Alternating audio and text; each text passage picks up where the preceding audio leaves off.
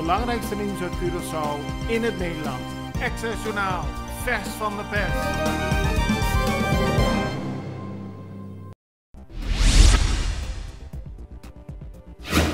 In totaal 8 politieke partijen die nu niet zijn vertegenwoordigd in het Curaçaose parlement kunnen meedoen met de komende parlementsverkiezingen. Dat werd zondag iets na middernacht duidelijk na het tellen van de stemmen die zijn uitgebracht tijdens de steunverkiezingen. Die werden afgelopen weekend gehouden. De PNP, CEM en Trabalpa Curaçao haalden de meeste stemmen. Andere partijen die meer dan de vereiste 789 stemmen haalden zijn Un Cambio pa Curaçao, Común, Movimento Causa Promé, Democraat en Vision. Dat betekent dat onder meer de partij Mavis van Mavis Albertina en CAS van Humphrey Davelaar niet het vereiste aantal stemmen haalden. In totaal deden 16 partijen mee in de steunverkiezingen, daarvan gaan er 8 door. De 7 partijen die in 2017 werden gekozen in het parlement gaan sowieso door. En dat betekent dat er op 19 maart 15 partijen gaan strijden voor in totaal 21 zetels. Bij de steunverkiezingen van afgelopen weekend hebben veel mensen een stem uitgebracht.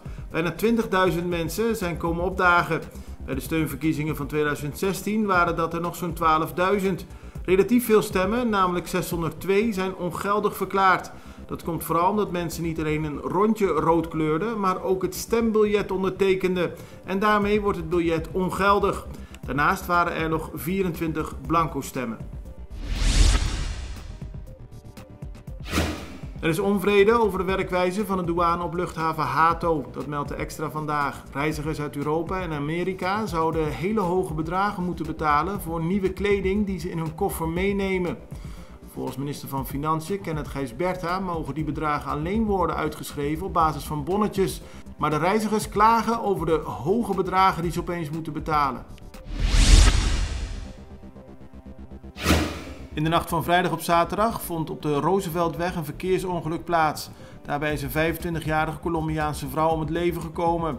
Ze verloor de macht over het stuur en werd uit de auto geslingerd. Er zaten nog 2 mensen in de auto, die zijn allebei voor medische behandeling naar het ziekenhuis gebracht.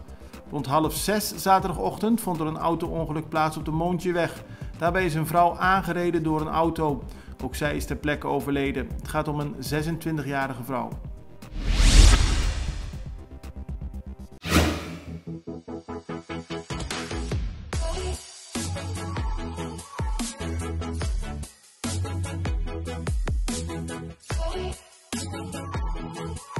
Ora boca trein automaticamente bota em roupa hamburger.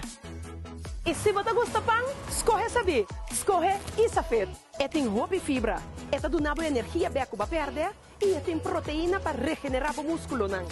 Panaderia Isa, para bo healthy lifestyle.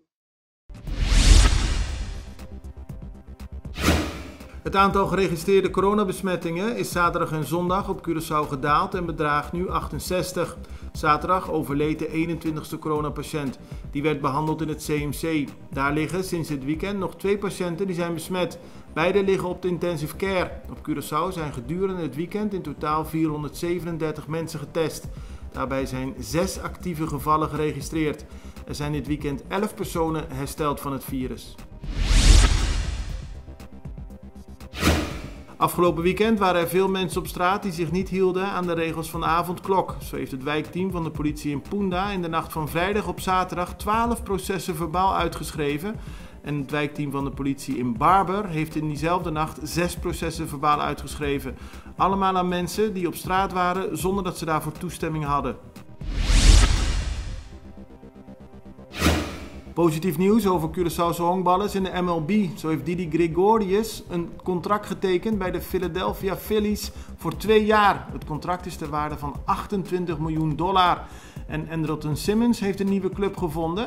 Hij gaat spelen voor de Minnesota Twins. Simmons tekent voor een jaar een contract ter waarde van $10,5 miljoen. Het belangrijkste nieuws uit Curaçao in het Nederland. Access Journaal, vers van de pers.